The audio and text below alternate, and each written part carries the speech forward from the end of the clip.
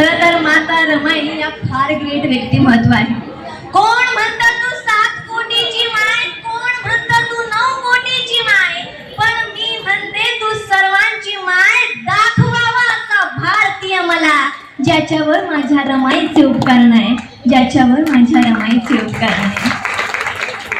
म्हणून माझ्या माता रमाईंसाठी मला म्हणावं असं वाटतं, रमाईंसाठी मला म्हणावं असं वाटतं की बाबासाहेबांची मालकीण होती माझी रमाई. बाबासाहेबांची मालकीण होती माझी रमाई. बाबासाहेबांच्या क्रांतीची कमाई होती माझी रमाई. येथल्या प्रत्येक पोरक्या लेकराची आई होती माझी रमाई.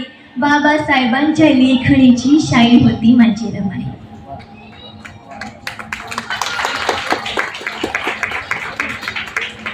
खरं तर माता रमाई यांचे कार्य हे फार महान आहे.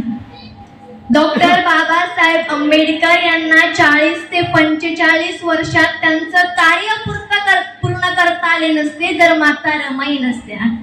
खरं तर आज आपण माता रमाई बनलं पाहिजे, सावित्रीबाई बनलं पाहिजे, फातिमा शेख बनलं पाहिजे, राजमाता जिजाऊ बनलं पाहिजे.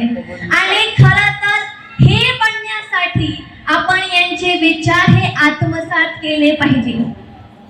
आजकाल आपण रूढी प्रथा परंपरा यात गुंतून पडलो आहोत. माता रमाई, माता सावित्री, फातिमा शेख यांना विसरून चाललो आहोत.